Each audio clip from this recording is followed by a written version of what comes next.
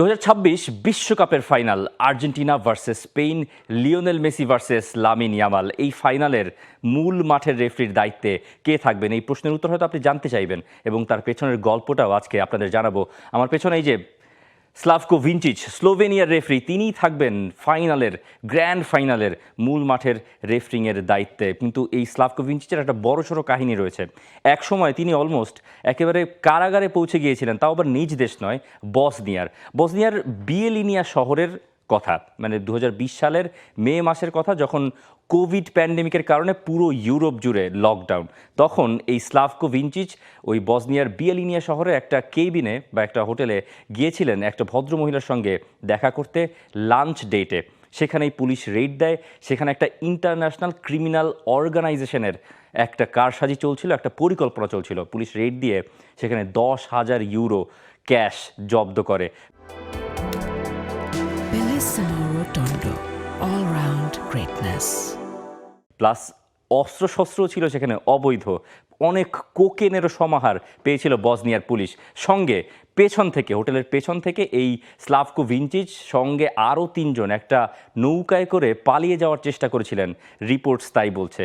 তারপর পুলিশ সেই বোটকে থামায়, নৌকাটাকে জব্দ করে এবং স্লাভকো ভিনচিচকে থানায় নেওয়া হয় জিজ্ঞাসাবাদের জন্য।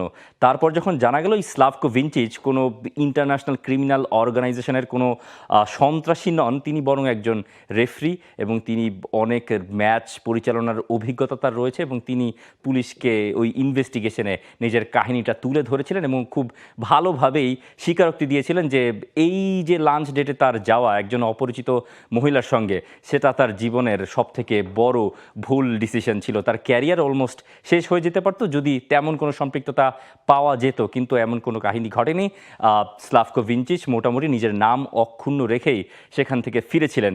এই স্লাভকো ভিনচিচের সঙ্গে, মানে যিনি আর্জেন্টিনা এবং স্পেনের ফাইনালের মূল মাঠের রেফারিংয়ের দায়িত্বটা পালন করবেন, তার সঙ্গে লিওনেল মেসি আর্জেন্টিনা এবং স্পেনেরও একটা সম্পর্ক রয়েছে। আপনি একটা জিনিস পেছনে ঘুরে একটু দেখতে চাইবেন যে আর্জেন্টিনা যারা বিশ্বকাপ ফাইনালে এসছে, তাদের জার্নিটা কবে শুরু হয়েছিল।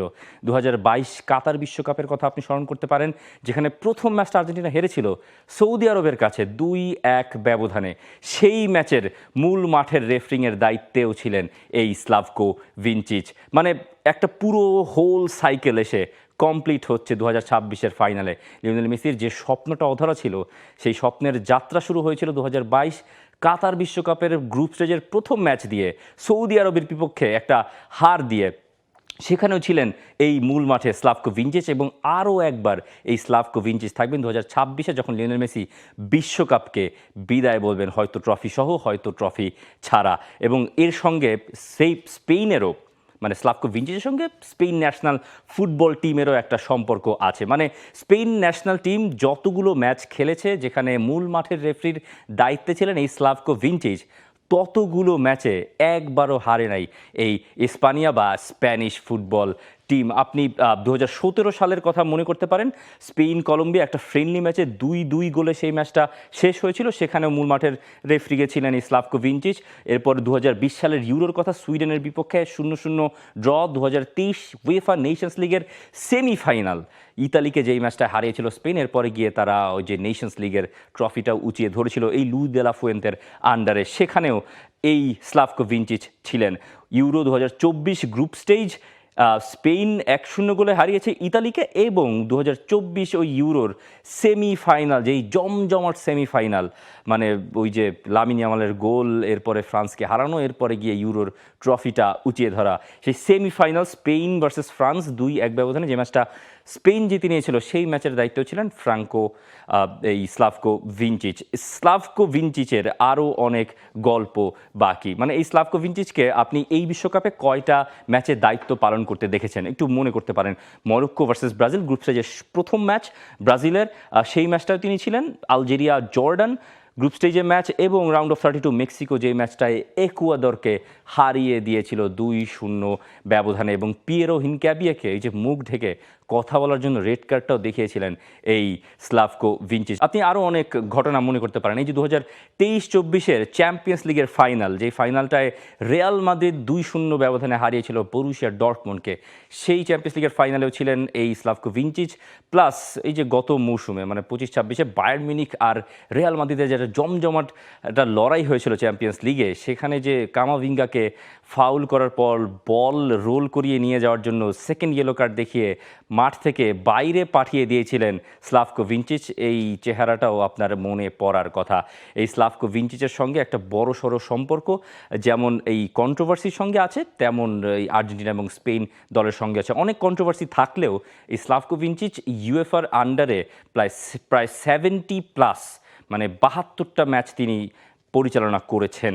মানে তার মানে বেশ অভিজ্ঞতা এই স্লাভকো ভিনচিচের রয়েছে। এবং বিশেষ করে বিশ্বকাপের মতো মঞ্চে আর্জেন্টিনা এবং স্পেন যখন অনেক বেশি ইন্টেন্স ফুটবল হবে এবং কোনো দল যে কোনো একটা ডিসিশন চাইবে না তাদের বিপক্ষে যাক, সেখানে হয়তো স্লাভকো ভিনচিচকে অনেক বড়সড় সিদ্ধান্ত নিতে হবে। এবং পিয়ের লুইজি কোলিনা মানে ফিফার রেফারিং বডির যে প্রধান, তিনি যখন ওই নামগুলো ঘোষণা করছিলেন এবং সবার প্রথমে যখন ফাইনালের রেফারিংয়ের দায়িত্ব কার কাঁধে উঠতে যাচ্ছে সেই নামটা যখন ঘোষণা করলেন স্লাভকো ভিনচিচ, তখন বেশ ইমোশনাল হয়ে পড়েছিলেন এবং পরে গিয়ে তিনি বলছিলেন যে কতটা গর্বিত তিনি যে এই পর্যন্ত আসতে পেরে। কারণ যে কোনো রেফারির জন্য মানে বিশ্বের যত ফুটবল রেফারির কথা আপনি চিন্তা করুন, আপনি যদি একটাবার সুযোগ পান ফুটবল বিশ্বকাপের ফাইনালের ম্যাচ মাঠে বসে মাঠে দৌড়ে পরিচালনা করার, তাহলে সেটা আপনার জন্য একটা বিশাল গর্বের মুহূর্ত।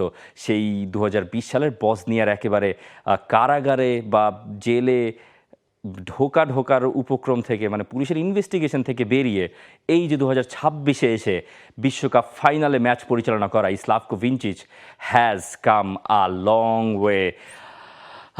রেফারিস মানে পুরো ফাইনালে আর্জেন্টিনা এবং স্পেনের যারা যারা দায়িত্বে থাকবেন, সেখানে স্লোভেনিয়ার প্রতিনিধি বেশি, মানে স্লাভকো ভিনচিচ, তমাজ ক্লাঞ্চনিক, আন্দ্রাজ কোভাচিচ, তিনজনই স্লোভেনিয়ার, 2 অ্যাসিস্ট্যান্ট ভিনচিচের, এবং আধাম মাখাদমে জর্ডানের 4th অফিসিয়াল হিসেবে থাকবেন, এবং মোহাম্মদ আল কালাফ তিনিও জর্ডানের রিজার্ভ অ্যাসিস্ট্যান্ট হিসেবে থাকবেন। এই হলো রেফরি যারা ফাইনাল ম্যাচে থাকবেন। আর ফাইনাল ম্যাচ যখন আপনারা দেখবেন, হয়তো এই রেফরির নামগুলো আপনার জন্য প্রায় মানে মাথায় সেট হয়ে যাওয়ার মতো। মানে যদি রেফরিকে দুষতে পারেন কোনো ডিসিশনের জন্য, তাহলে আপনি নাম ধরেই দুষতে পারবেন।